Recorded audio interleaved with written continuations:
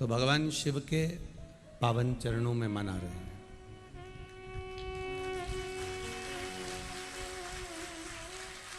आस्था channel के माध्यम से, फेसबुक यूट्यूब के माध्यम से और इस कुबेरेश्वर बाबा की कंकर शंकर की धरा पर जितने भी विराजमान होकर शिव दीक्षा गुरु पूर्णिमा उत्सव का आनंद ले रहे हैं, सबसे पहले अपन समझें कि गुरु है क्या।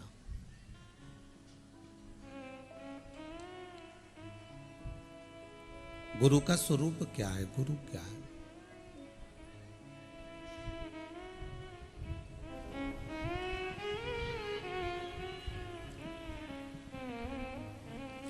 जीवन में गुरु है क्या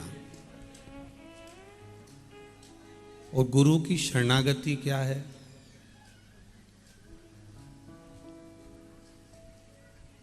चार गुरुओं का वर्णन हमारा शास्त्र करता है। पहला गुरु है मां, दूसरा गुरु है पिता, तीसरा गुरु है शिक्षक और चौथा गुरु होता है सद्गुरु, जो आखिरी में आपको कर्म करते करते परमात्मा की शरणागति तक पहुंचा देता है। ये चार गुरुओं का वर्णन हमारा शास्त्र किया करता है। अब उसमें पहला जो गुरु है वो है मां, जिसने अपना सर्वस्व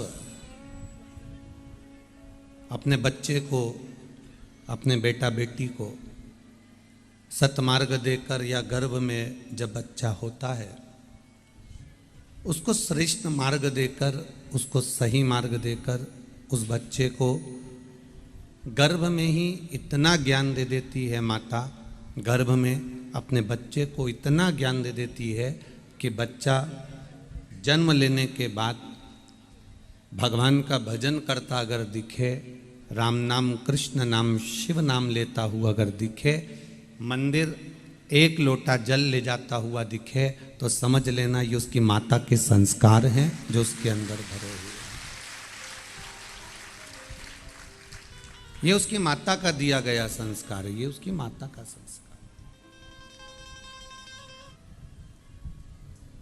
प्रत्येक माँ, जितने भी जगत की माताएं होती हैं, यह इनका एक लक्ष्य रहता है कि मेरा जो बच्चा हो, मेरा जो बेटा हो, मेरी जो बेटी हो, वो मेरे जैसी हो।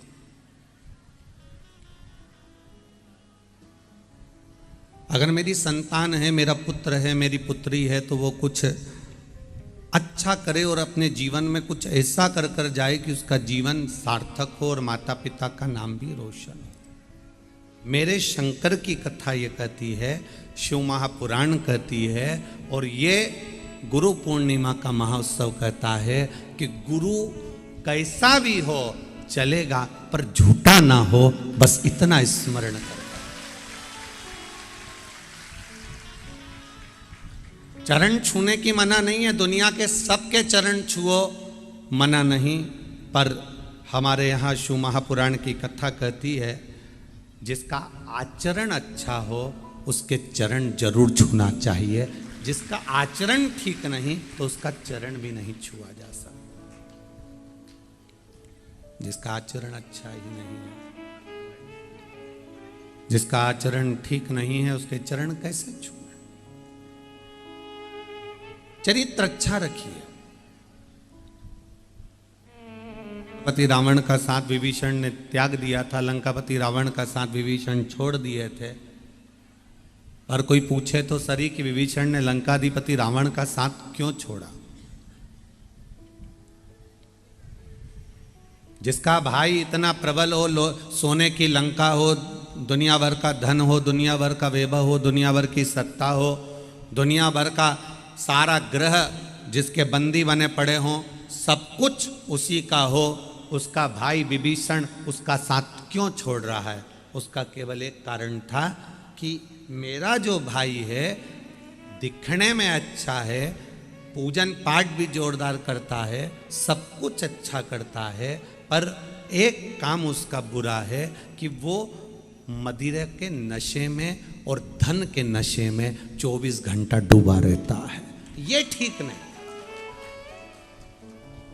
अहंकार का जो नशा होता है, अभिमान का जो नशा होता है, मदिरा का जो नशा होता है, ये ठीक नहीं होता। ये कहीं डुबाने वाला हो जाता है, ये कहीं नष्ट करने वाला हो जाता है, ये कहीं बर्बाद करने वाला हो जाता है, ये कहीं तकलीफ देने वाला हो जाता है। गुरु के पास जाओ, मना नहीं है। और हम ये कभी नहीं कहेंगे कि तुम किसको गुरु बनाओ या किस गुरु की शरण में जाओ, उससे मतलब नहीं। हमारा केवल इतना सा कहना है कि गुरु मंत्र लेना या गुरु दीक्षा लेना या किसी को गुरु बना लेना, ये बड़ा बहुत सरल एक विषय है, बहुत सरल एक पाठ है जिसको आप पढ़ सकते हो, जिससे आप गुरु की शरणागति में जा सकते हो। पर उसमें सबसे ज्यादा कठिन अगर कोई बात है, उसमें सबसे ज्यादा कठिन अगर कोई क्रम है, तो वो ये है कि हमें कैसा गुरु चाहिए। कैसा गुरु? सिर पर गंगा धरी हुई हो, मतलब दिमाग थोड़ा ठंडा हो। तन पर भस्म रमी हुई हो। भस्म का मतलब है कि ये नहीं कि बहुत दिखावा कर दे, बहुत अंदर तक भस्म रमा कर बैठा है, उसे दिखावे से भी कोई मतलब नहीं। मस्तक पर द्विज का चंद्रमा धारण कर कर बैठा है, मतलब द्विज का चंद्रमा ऐसा होता है कि वो गलता चले जाता है, छोटा होते चले जाता है, एकदम दुर्बल पतला। जब चंद्रमा को दुख हुआ तब उसने भगवान को पुकारा, और दूज का चंद्रमा था एकदम दुर्बल, एकदम पतला, एकदम जो पूर्ण गलने की ओर आ गया, तब शिव जी को पुकारा और शंकर जी ने उस दूज के चंद्रमा को अपने सिर पर धारण कर लिया, चंद्रमौली कहलाने लगे। गले में रुद्राक्ष की माला है, और वो रुद्राक्ष भी कौन? शंकर का स्वयं पुत्र, शिव का स्वयं स्वरूप, शंकर का अश्रु, शंकर के पुत्र, शिव का स्वरूप, शंकर का गण, शंकर का एक स्वरूप। क्योंकि विद्येश्वर संहिता में, शिव महापुराण में भगवान शंकर ने पार्वती जी से कहा, पार्वती इस रुद्राक्ष की मनके को, इस रुद्राक्ष की माला को, इस रुद्राक्ष को तुम सहज मत समझना, सरल मत समझना। दुनिया के लोग मुझे अगर ढूंढने के लिए जाएंगे तो कैलाश पर्वत तक आएंगे, कोई मुझे ढूंढने के लिए देवलोक तक चले जाएगा, कोई मुझे ढूंढने के लिए काशी तक चले जाएगा, कोई मुझे ढूंढने के लिए उज्जैनी तक चले जाएगा, कोई मुझे ढूंढने के लिए मल्लिकार्जुन सोमनाथ तक पहुंच जाएगा, कोई मुझे ढूंढने के लिए केदारनाथ तक आ जाएगा। पर सुनो पार्वती जी, जिसके गले में रुद्राक्ष का मन का पड़ा होगा, शंकर जी कहते हैं मुझे कहीं ढूंढने जाने की जरूरत नहीं, मैं वहीं पर प्राप्त हो जाता। ये शिव तत्व है, ये अवघड़ी का शंकर का एक सुंदर संवाद है।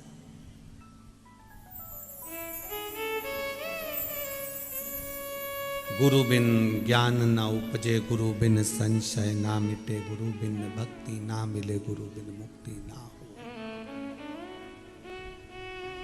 माता गुरु है, पिता गुरु है, शिक्षक गुरु है,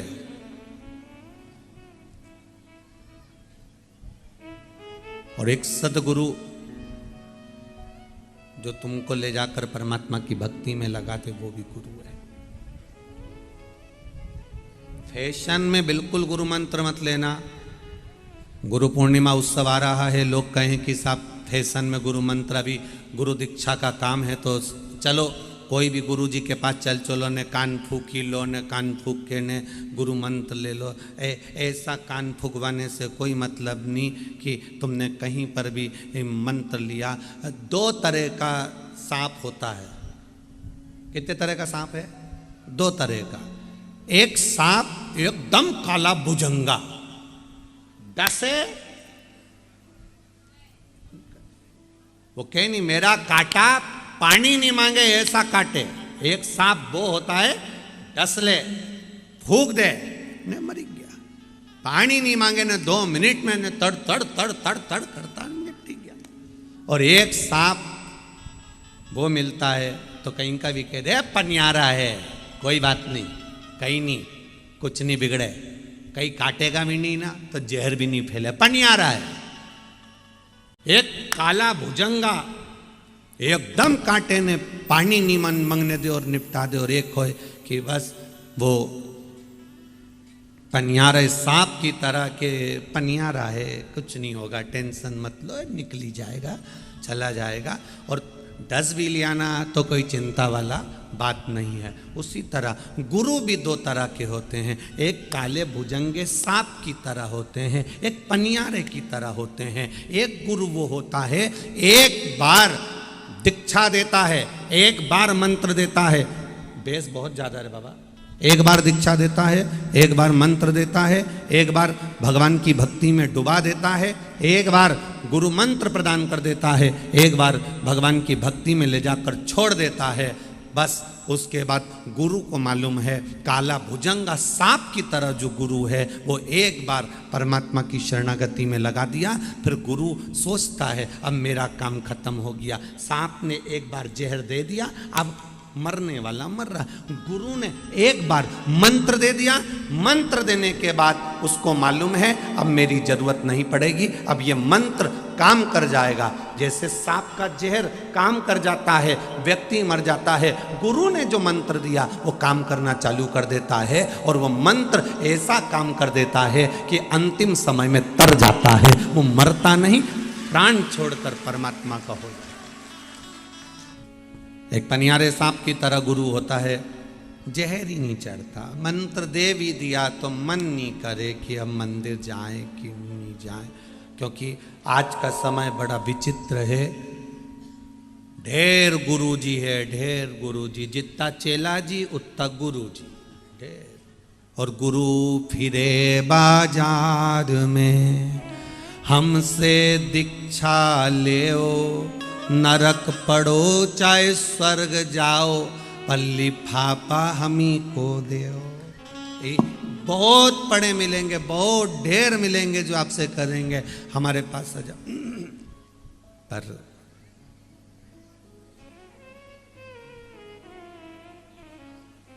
जल्दीबाजी बिल्कुल मत करना गुरु मंत्र लेने में, गुरु दीक्षा लेने में बिल्कुल जल्दीबाजी मत करना।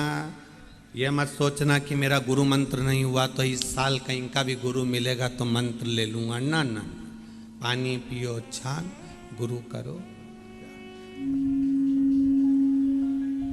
50 बार विचार करिए, 50 बार सोचिए, 50 बार विचार करना, उसके बाद सोच लेना कि जिस गुरु की शरणागति में बैठा हूँ उस गुरु ने मुझे कहीं भगवान की भक्ति में लगाया कि नहीं लगाया, उस गुरु ने मुझे परमात्मा तक ले जाकर छोड़ा कि नहीं छोड़ा, उस गुरु ने मुझे शंकर भगवान के दरवाजे पर, राम जी के दरवाजे पर, कृष्ण के दरवाजे पर भगवान की भक्ति में ले जाकर छोड़ा नहीं छोड़ा।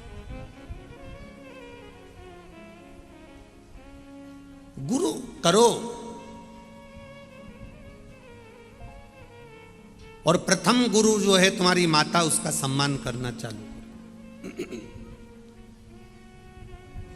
दूसरा गुरु है पिता, उसका आदर करना चालू करो, जिसने सर्वस्व पूंजी तुम्हारे नाम कर रखी है। तीसरा गुरु है शिक्षक। एक शिक्षक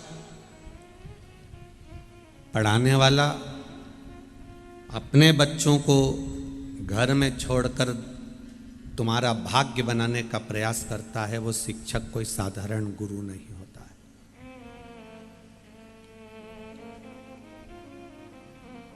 भगवान कृष्ण के जो गुरु थे सांदीपनि ऋषि,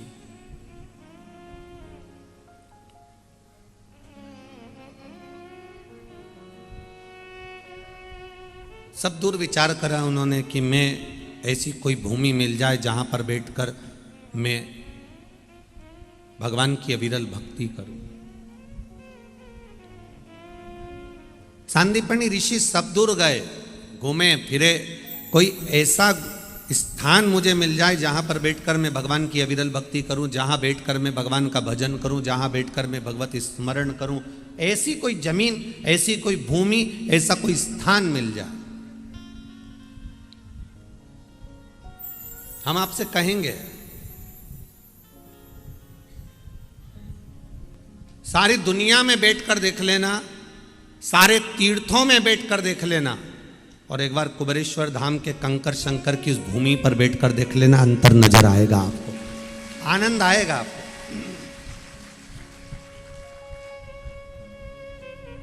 12 ज्योतिर्लिंग में जाकर देखना, शंकर भगवान की भूमि जहां जहां पर हो, जहां शंकर की भूमि हो, 12 ज्योतिर्लिंग चले जाओ। चाहे आप अपने नगर में, अपने गांव में, अपने शहर में, अपने क्षेत्र में कोई शंकर जी का मंदिर हो, शिव जी का स्थान हो, वहां बैठकर देख लो। सारे मंदिरों में बैठकर देखना, सारी भूमि पर बैठकर देखना, सारे तीर्थों में बैठकर देखना, पर शंकर की भूमि पर, शंकर के धाम पर, शंकर की स्थान पर एक बार बैठकर देखना। आपको अलग एक अनुभव ऐसा होगा। सब जगह पर तुम जाओगे तो तुम्हारे शरीर में गर्मी का अनुभव होगा, पर शंकर के किसी भी मंदिर में जो कोने कोने में भी हो, उस मंदिर में जाकर बैठना, शीतलता का अनुभव होगा। जैसे गंगा शीतल कर रही है, जैसे गंगा स्वच्छ कर रही है, आनंदता दे रही है।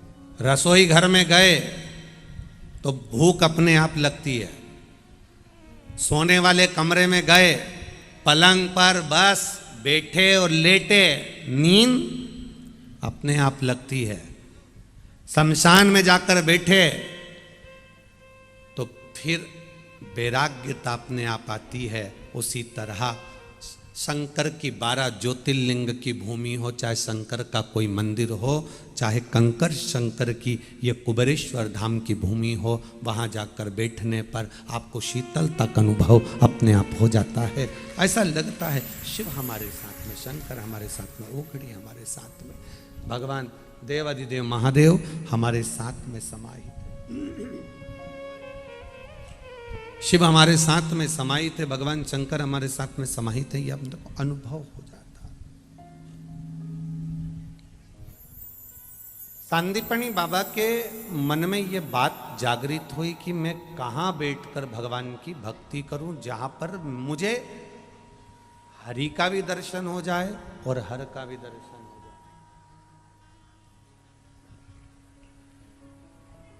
हरि और हर दोनों का दर्शन हो जाए, ऐसी भूमि कौन सी है जहां मैं बैठकर भगवान शंकर का स्मरण करूं, शिव जी की भक्ति करूं, शंकर का गुणगान करूं। ऐसी धरा है कौन सी? अवंतिकापुरी में पहुंच गए, उज्जैनी। अब वो तो महाकाल वन था पूरा। काशी में नंदन वन है और उज्जैनी में, जम के बोलो जरा, महाकाल वन।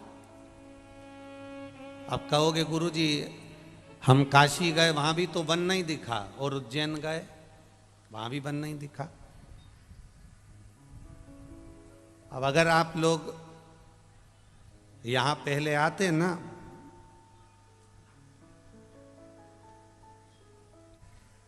तब जाकर यहां तक पहुंच पाते। तो ऐसा नहीं है कि उज्जैन में महाकाल वन नहीं था। महाकाल वन लिखा है हमारे शास्त्रों में, स्कंद पुराण में, तो वो महाकाल वन है, वो महाकाल वन है। काशी में लिखा है कि नंदन वन है, मतलब वहां नंदन वन है। बस भक्त बढ़ते चले जाते हैं और वन हटता चले जाते।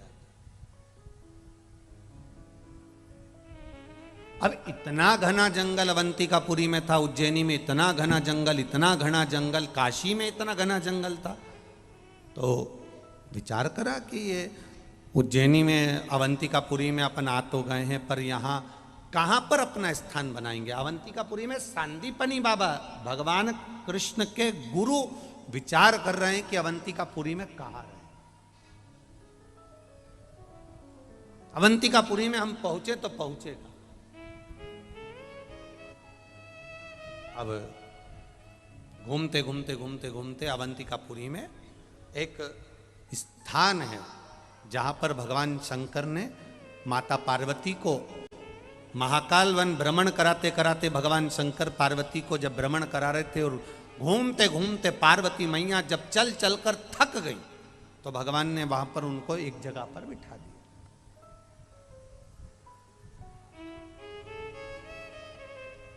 अब भगवान शिव ने सोचा कि पार्वती तो यहाँ बैठ जाएंगी, पर मुझे तो दर्शन के लिए जाना है।